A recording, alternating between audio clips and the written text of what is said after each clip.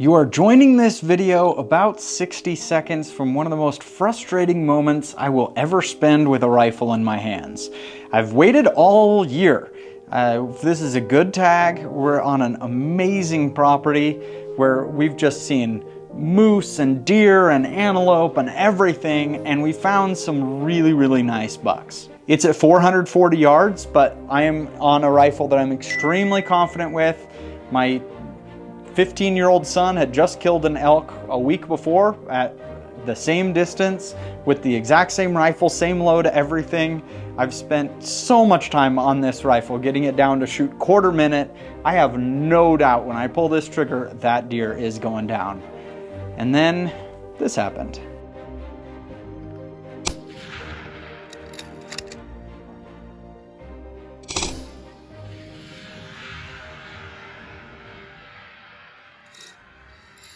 I really don't even know what to make of it at this point. I mean, I'm analyzing, did I have a little bit too much cheek pressure to kind of pop that shot high? Was I not quite stable enough? No, the reticle was pretty dead.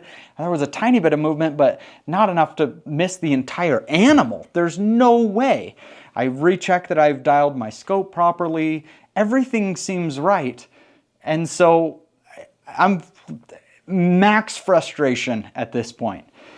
Later that afternoon, I just have to know. We're still in the area with the deer, so we really shouldn't be shooting, but I have to know. And so we pull up on a rock and shot at it, and yeah, we're about 2 feet high at that distance. And so something has happened to this rifle. And today we're about to figure out what happened to my rifle system. I've put everything into this rifle system to make this scope, rings, everything meticulously set up the best I know how. This shouldn't happen. I've killed so many animals with this rifle. So we're going to figure out why it shot high today. Did we knock off the scope? Did we have an issue with something with the ammo, gun, whatever? Today we're going to find out. First, we're going to take it to the range and just see exactly where it's hitting and what the groups are looking like. It's shooting a quarter minute last we checked. All right, ready to shoot this thing.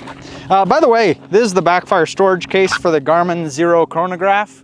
If you got one of those, this is an updated version of it. Everything goes in nicely. All right, the velocity should be 29-22, and we should be getting a 0.3 inch group, because that's what we had done over and over and over again in the previous video that we looked at this gun. These are the exact loads that we had on that hunt. I have 3 remaining shots from the same batch of reloads, everything equal, and we should be nailing the zero within a quarter inch.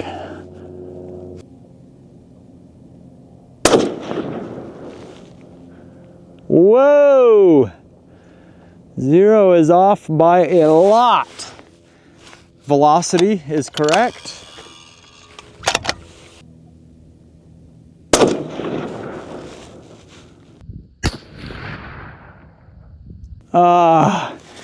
Two shots in the exact same hole. So the gun is accurate, the velocity is correct, but something has pushed us up 4.5 inches up and about an inch to the right, which is that's exactly where that bullet went on that deer.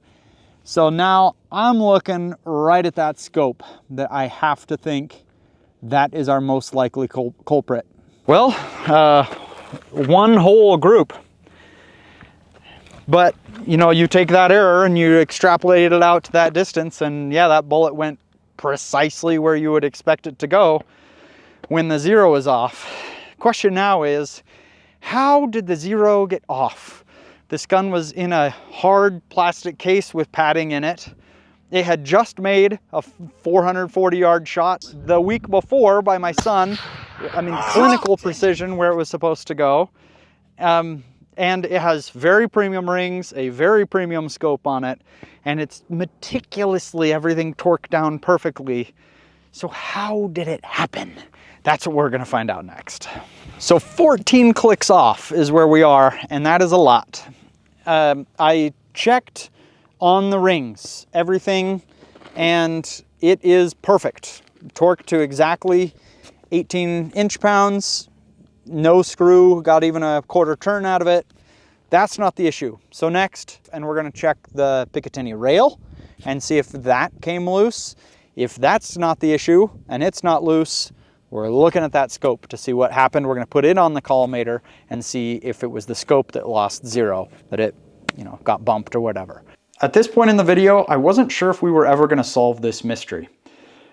And then these are off now. Look at what the scope looks like here, a pattern that was left.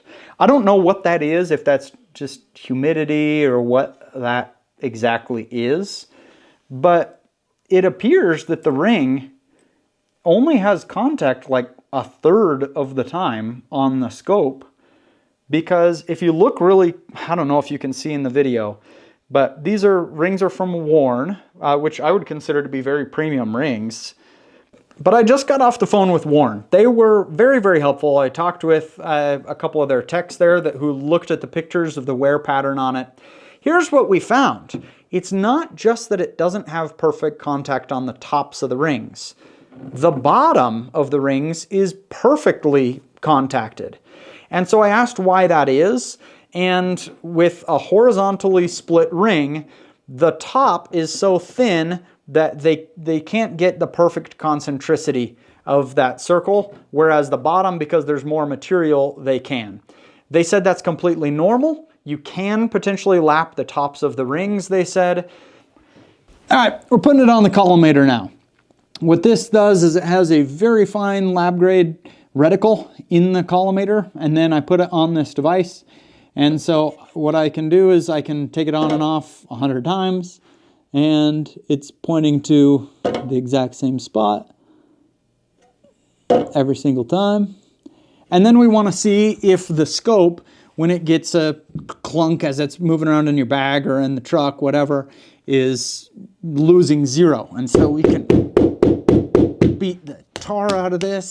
I'm told that that sideways pressure on the bell is the most likely to cause issues when it gets hit.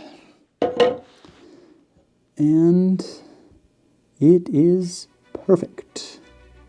So, why did I miss out on having a deer on the wall this year, that nice buck?